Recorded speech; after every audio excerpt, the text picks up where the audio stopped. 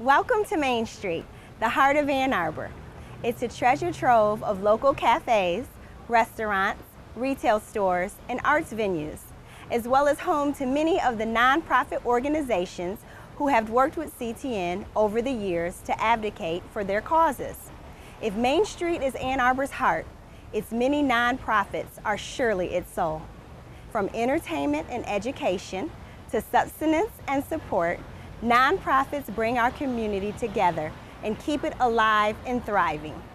By opening the show to all residents, including nonprofit organizations, Access Ann Arbor is a valuable resource for the Ann Arbor community. CTN is proud to have contributed to their giving back to our community. So here we were given the community the opportunity not only to get a message out for individuals, but also for nonprofit organizations. And it's really important for nonprofit organizations because they're usually working on a limited budget. They can't afford typical television production fees. So this was giving them a vehicle at no cost. Their investment was a little bit of time and preparation, and they can get their message out to their neighbors, their friends, the residents, the business associates, all that were based in Ann Arbor and had Ann Arbor cable. We're a way that they can have a full half-hour show all about their organization that not only plays for a week's duration in a variety of time slots, but also, if it's not dated material, can play throughout the year.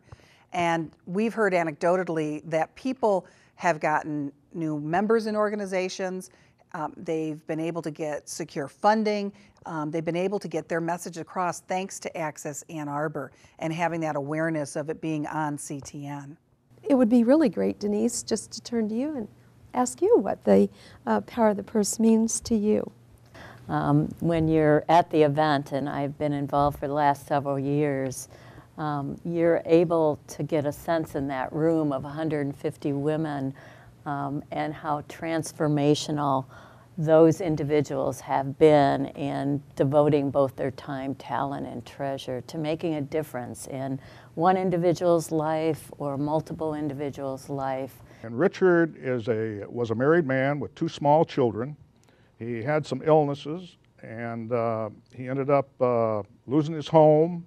His wife left him with 2 small children, and Richard, make a long story short, he ended up in the shelter. It's stories like that. We think of the homeless as people maybe on drugs and people that alcohol, and that's part of the homeless problem. But there's other people too. There are people just due to the circumstances of life who end up in a situation that they wouldn't normally find themselves in. And again, that's where we extend our help, our hand, reach out to those people and invite them into our shelter to get themselves back on their feet. I think you told me a story about a 4-year-old girl and how she got started. She was able to swim her 4 lengths, and I congratulated her. I was right at the edge of the pool, and I said, "Great job, Jordan, come on, get out.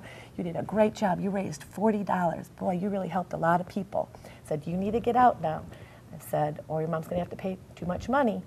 And she looked right at me and she said, "Nope." And she turned around and she swam back again, and she swam another 4 lengths, and that was very exciting. I waved to her mom because I was very concerned that her mom would not want to pay, as she had pledged $10 a length, and her mom said, "Go ahead." So she came out and she had earned $80, and we called her Miss 80 Bucks all summer, and that was very exciting.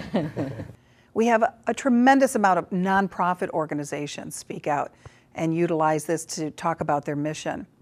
I particularly, though, like the people that have a passion of their own and a reason for coming on.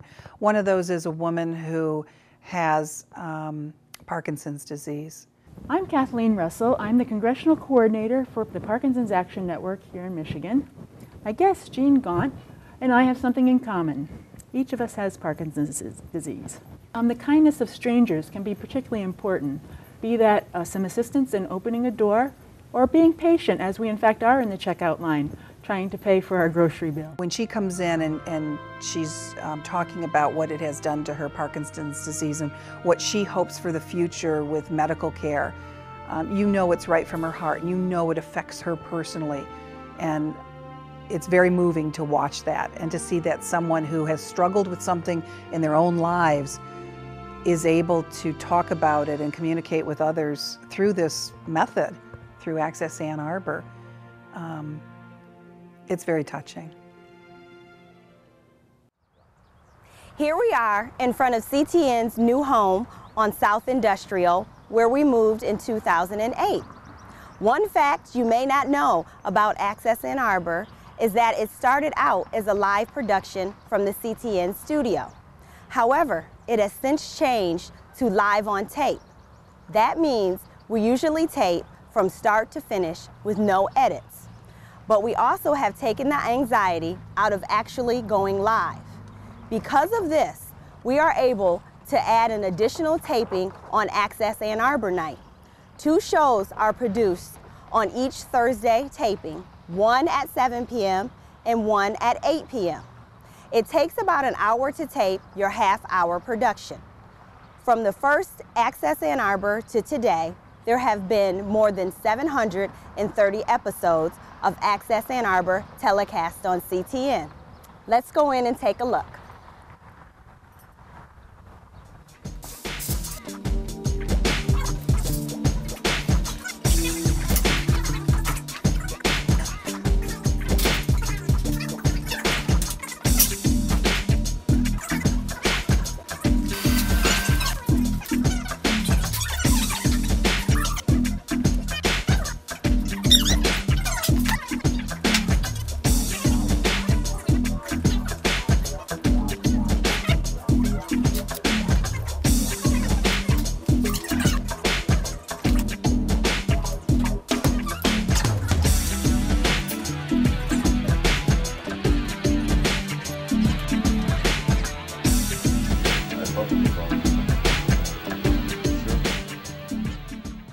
Well, I'm very happy to see that the program has survived these past 20 years, and hope that it will continue to live on.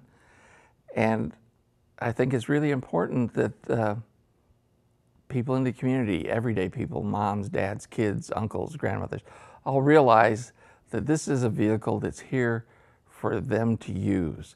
Over these last 20 years, 730 episodes of Access Ann Arbor in 20 years.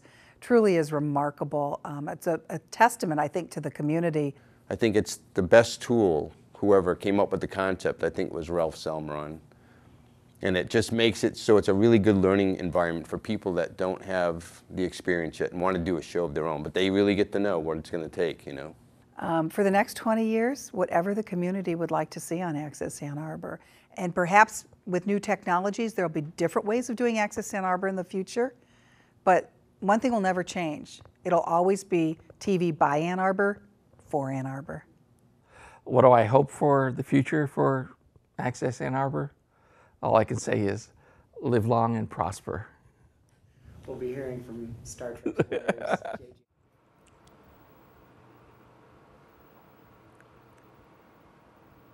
20 years is a long time for a television program, especially when you consider that this series, Access Ann Arbor, is driven entirely by the community.